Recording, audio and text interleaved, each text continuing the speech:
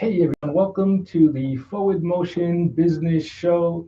This is Professor Ken. And this is Professor Paul Marino. And we're here in the studio again. So it's great to be in the studio.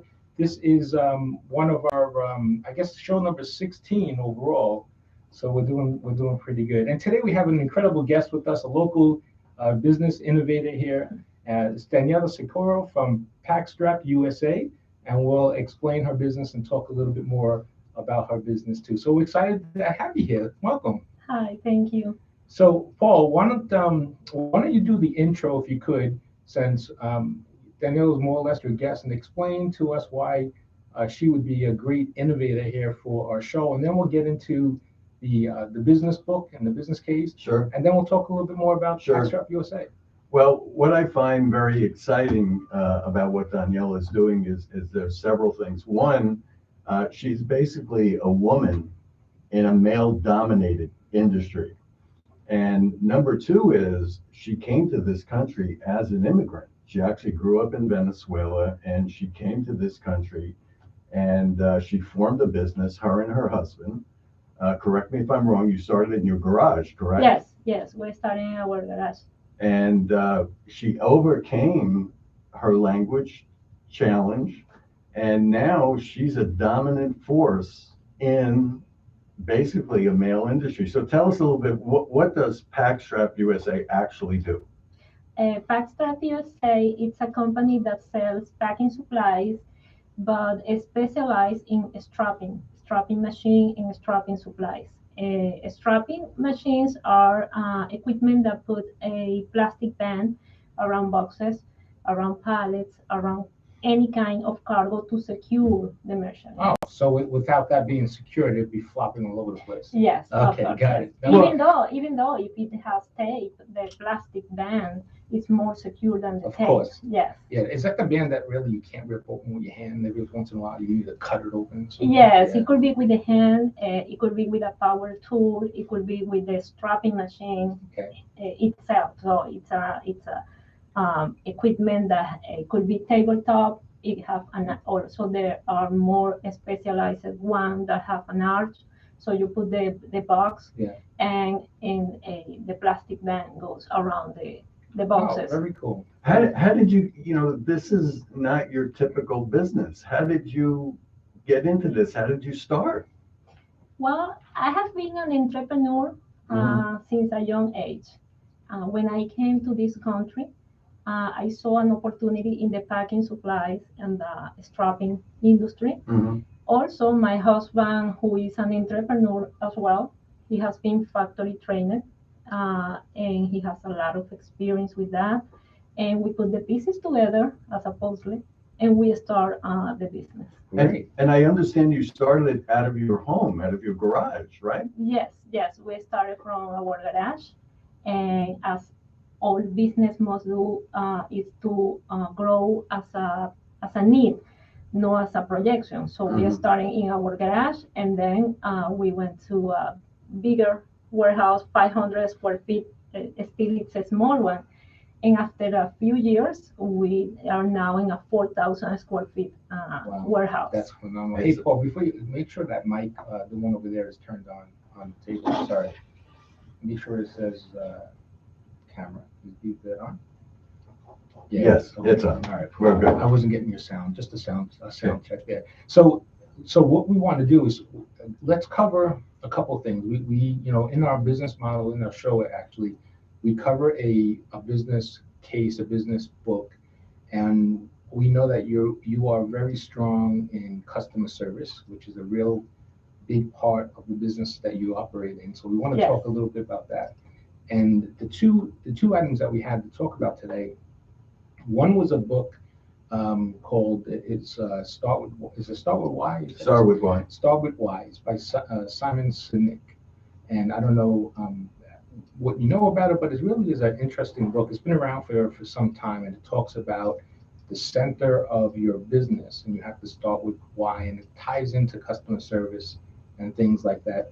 And then I also wanted to cover, there's a bunch of information out there now with customer service and how customer service drives the differentiation between your business and someone else's business. So maybe we can discuss that a little bit and how you excel, how Packstrap USA excels in some of that, because I know it's a perishable business, and with flowers, you got to be able to move very quickly, or you're in trouble, right? So that's kind of the thing. So let's start with the book. So I put down some notes on this, and I think I don't know how to really wrap this up, but it's interesting because it focuses on who the three basic questions. It starts with why. So why are you in business? Why are you there? Why do you exist to have your business model? And then it goes into the what and the how of how you perform and what your product is. And I've always taught that in class, the who, what, where, why, and how. And I think that's important. But in this case, I think he really sums it up in a nice little thing. He calls it the golden circle. Right. And then in the golden circle, the center of it is the why. So we have to know why we do what we do, right? Why are we in business? And I think if you don't answer that why properly, then you could be out of business or be in trouble with the competition. And that's what. Well, you usually, in business, you're either growing or you're failing. Right. And Daniela has had a tremendous trajectory. And when you talk to her, and I'll let her explain it, they are very, very service orientated. And I think a lot of that has to do with your client base. What is your client base? Our client base is perishable products, Mhm. and as perishable products, they can stop their productivity. Mm-hmm. And strapping machines are the key of their business because they have to pack the products right away before they dispatch to their customer, to Sure. the final customer. So we have to be there and we have to be available to them right away when they call us. We service their machines or we deliver the products that they need to pack their boxes right away in 24 hours or 48 hours. And if we are not able to repair the machine, we give them another machine Wow. to continue working. I think that's the key of customer Sure. service, Yeah, being absolutely. able to respond quickly to Yeah. your customer needs. And I think that's really important because there's now as we look at the competition that's out there and we look at all the things that are happening, we've all gone through this pandemic and we have a lot of competition out there. You have to differentiate yourself somehow, some way. And service, I think, is like got to be the top. If you provide strong service, better service, they don't want to. A customer doesn't want to leave for a better price, right? They don't Yes. need to leave for a better price because if they leave for a better price, yeah, they might save a couple of dollars, but it's going to cost them so much more because of the bad service, and you can't afford that. And if you could provide that, that's your why. Why do I do business with Packstrap USA? Because I know that their service is the best that's out there, right? And I know that I can guarantee that my product is going to get where it needs to go, and that's why I do business with you. So I think that's really fascinating how you tie that all in together. Would you say that is like the top reason why customers come to you because the service that you offer them? The service, the availability that we have. When customer call us, they are not answering for a robot or a automated machine. They answer for a real person. Right. When they need a service, they don't have to wait 2 days, 3 weeks for 3 days or 3 weeks for an appointment. We go in 24 hours, 48 hours. So at this way, when you need service to the customer is gonna develop trust in you. Yeah. And Well, that's important. some of your machines are actually in refrigerated areas, right? Yes. We take the fish industry, Yes. they're actually in a cold room, Right. and that machine can't stop. Yeah, they can't stop. That's why if we are not able to repair, we're gonna give them another machine. So you physically change out the machines Yes. and take it off site and then repair the Yes. machine. Yeah. Yes. How many of your competitors are doing that? I don't know who. I think that we are the only one. only one And who that's do that. that's key because That's the now key.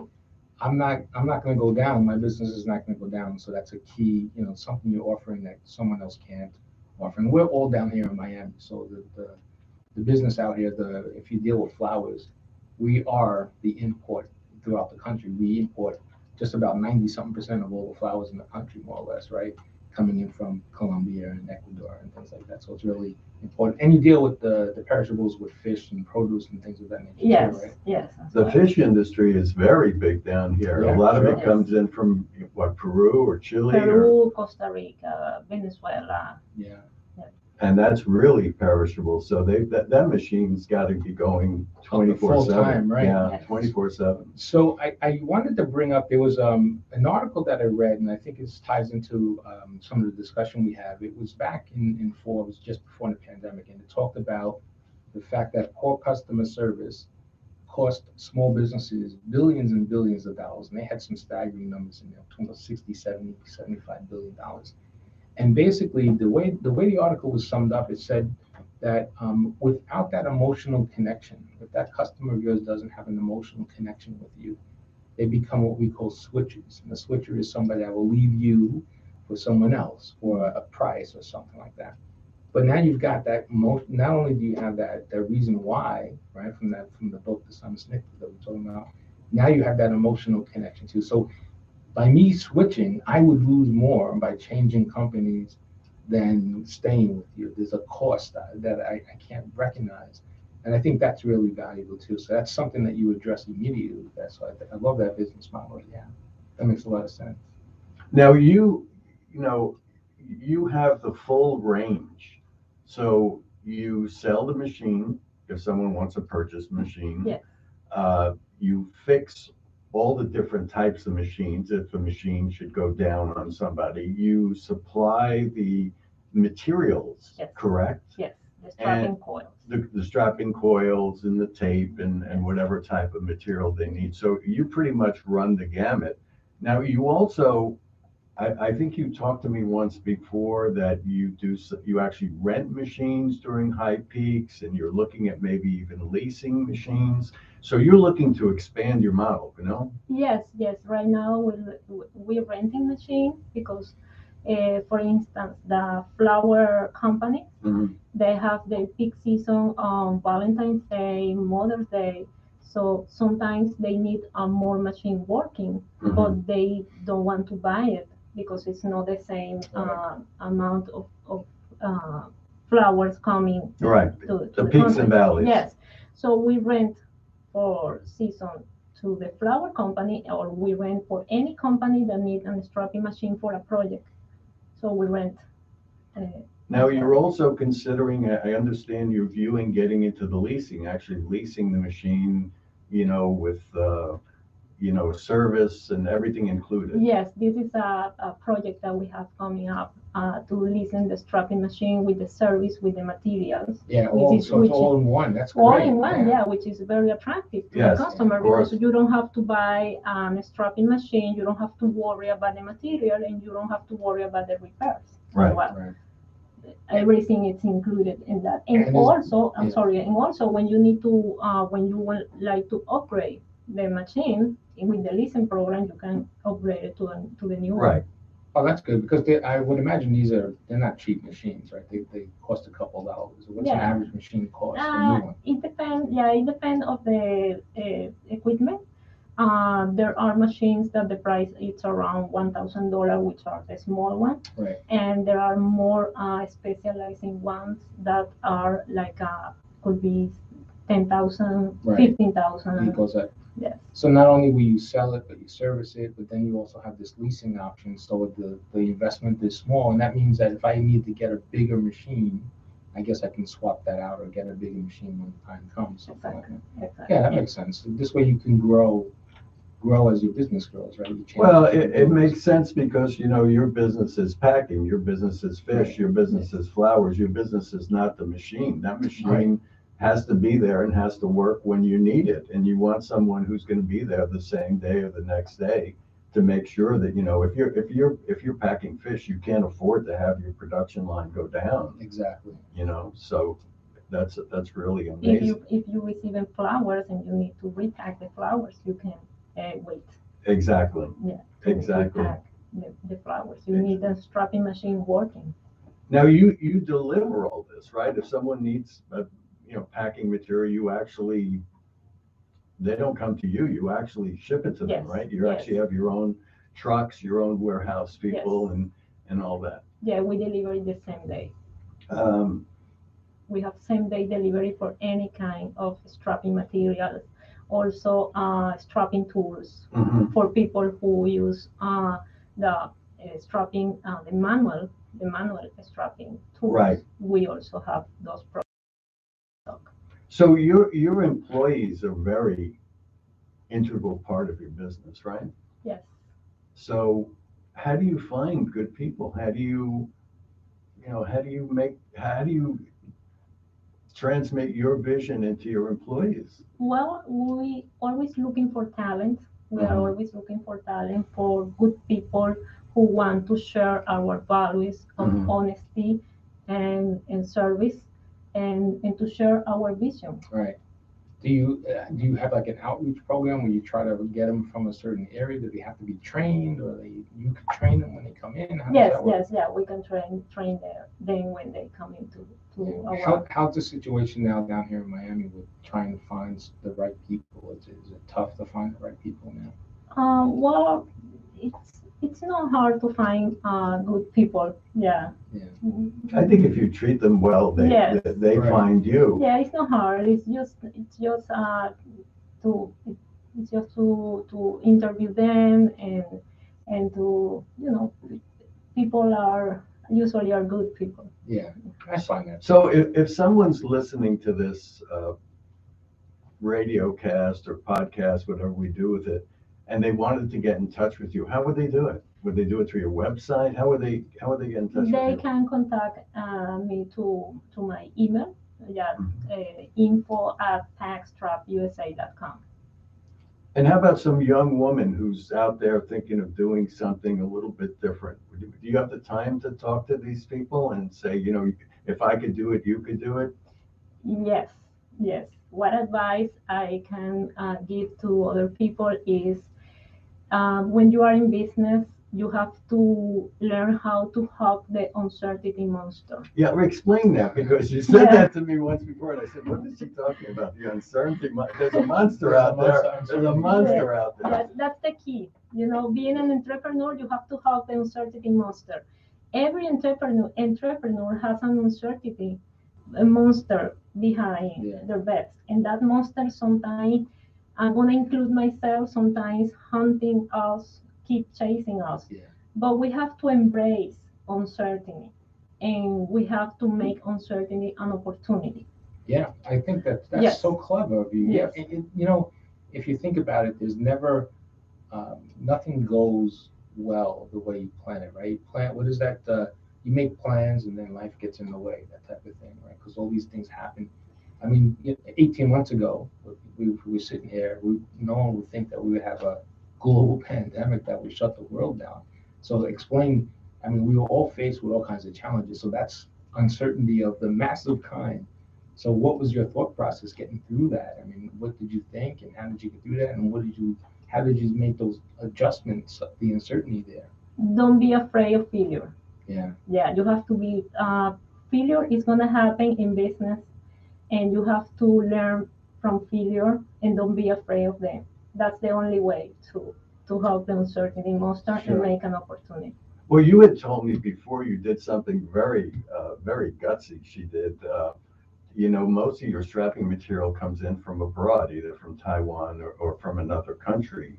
And you had told me that you loaded up with so much material that you had to actually lease a second warehouse Yes. to keep, you even had material in your office. You couldn't even get into your office because you wanted to have that supply on hand for your clients. I mean, that's a gutsy move, Yeah. buying all that material. Yes, that's why we moved to a bigger warehouse because as a need, Yeah. we need to grow, to have more space, to have more material available to our customers. Yeah, that makes sense. That's something else. And then, so now you didn't have to rely on getting product in because you already had it there.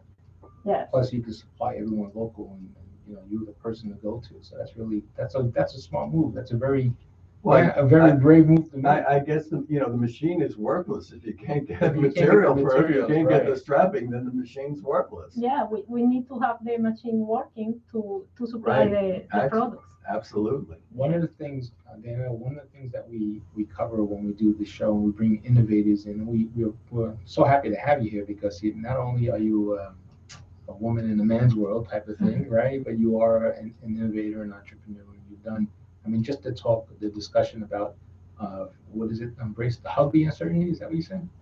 You have to learn how to hug the uncertainty. Hug the uncertainty. Okay, good. Yes. We're going to borrow that. We're going to use that. Yeah, I Hug like the it. Yes, uncertainty. definitely. Yes. I want to make a T-shirt. Hug the uncertainty.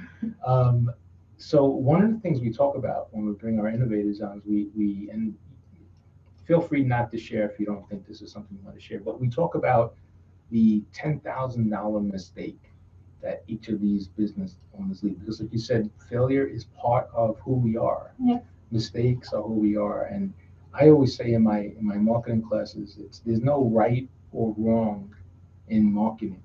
There are things that are going to work and things that don't work well.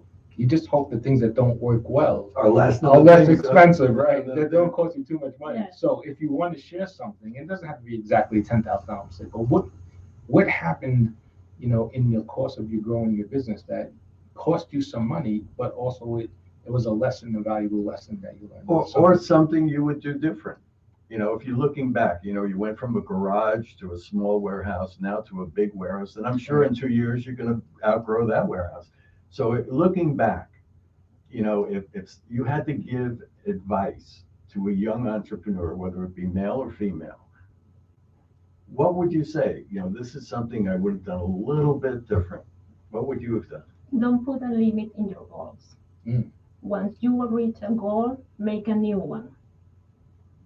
So always Okay. keep moving forward. Always keep moving forward. Always, when you wake up in the morning, go and step forward towards your goals. Yeah, and I think that's so important today.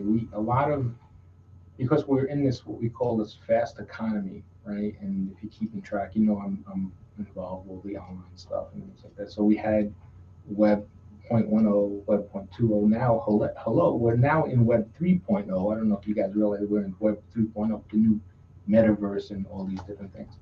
And I think that's really important. A lot of the millennials that are out there now, they open up a business or they want to start a business. They do all these different things and they don't have a goal. They just get in it to get in. They're not strategic and they don't have a goal and maybe they don't set these up. Of course, there are some that do that, but I from a traditional point of view, I've always operated with goals. In fact, personal goals, I'll update myself. I used to have something called the day timer. I remember those.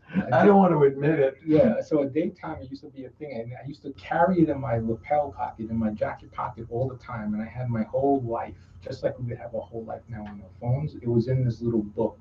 I had all my names, all my numbers, everything I did, and it goes back to I still have them going back to 1985.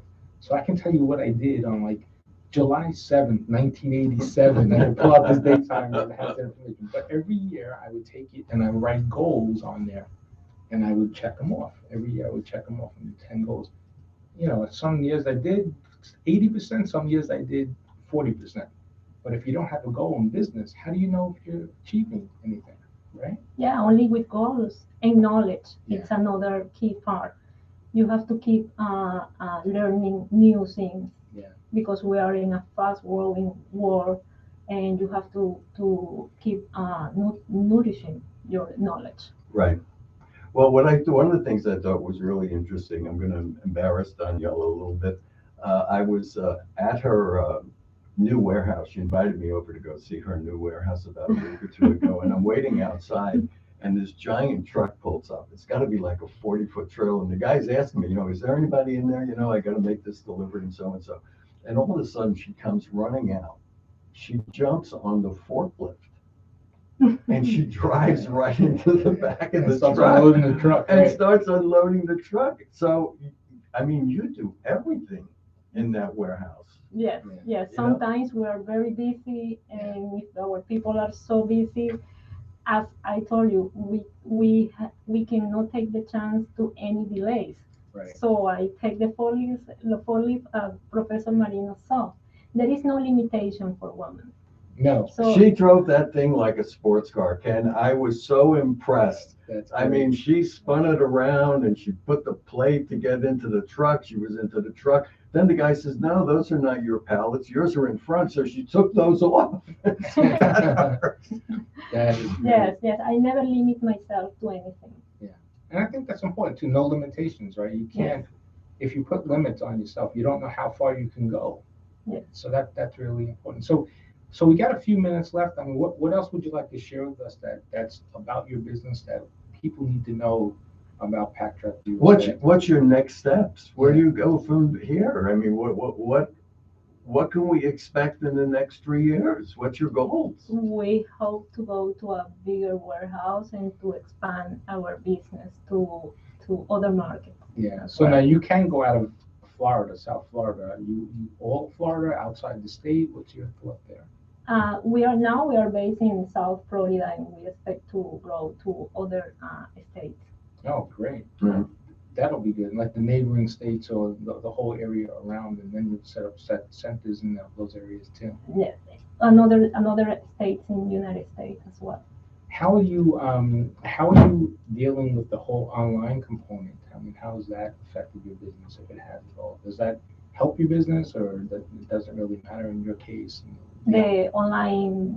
Yeah, the whole online marketing or the presentation, or how does that help or hurt your business? Oh, I think the online is the expanding of any business, especially our business. Yeah. Online marketing, the website. That's an important part of our business to people know our products, know how we work. Strapping machines are products that are specialized products, and Mhm. people always go in the internet to search up for strapping machine. We're there at Right. www.packstrapusa.com. That's great. Yeah. And they can order right off the website. If Yes. someone needs like a pallet of strapping tomorrow, they can place the order tonight. You'll have it there tomorrow for them. Yes. That's great. Yeah. So before we end the show here, we just got a few minutes left. What do you think the next 5 years look like for you guys? I mean, obviously the big warehouse going into new markets. Do you think there's any innovation coming in the strapping industry? Is there something happening that you know that maybe you could share with everybody else? Well, we have a few projects coming up, and as I told you at the beginning, we are setting new goals. Yeah. Every day. That's great. Now, let me ask you something. Is this a legacy company? Is this something you're doing for your children? You're doing for yourself? I know you have two wonderful children. I don't know if you want to talk about them on the radio show, but is this something that you're hoping your children join you and take, become a part of the company, or do they have their own visions? Well, this company, this business is my dream. My kids they have their own dreams. Mhm. I have a beautiful daughter who is gonna become a prominent physician. Oh, boy. She's fluently in French, Spanish, and English. So she speaks three languages. Yeah, she speaks. I barely speak English. That's very good. And she's part of my inspiration as well. Okay. That's great. Yeah, and I have a wonderful boy that is gonna become the next tech magnet of this country. Oh, Oh, you have to be careful with him because he's already told her Yeah. where he wants to go to school. No, he wants to go. What did he tell you about school?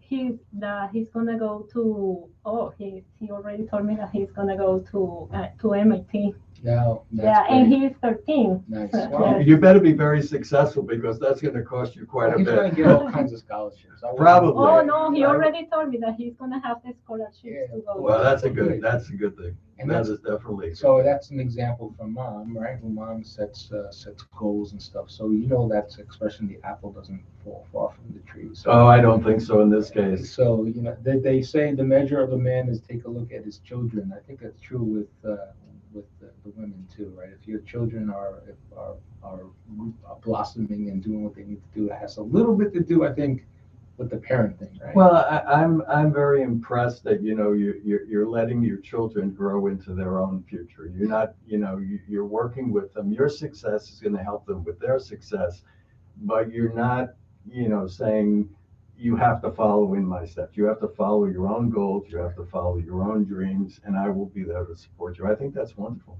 And I think that opens up opportunities. It makes a smarter, healthier Yes, family. And, healthier, you know, definitely healthier. Well, we really appreciate your time. I hope you enjoyed being here. It was a nice, simple conversation. It's great to get to see you again and talk some more about the business. And we definitely want to have you back in again. You know, when we have something new and innovative to talk about, when you start opening up the other markets, we definitely want to Okay. share in that success. So that'll be great. Well, I guess we'll call it a show, right?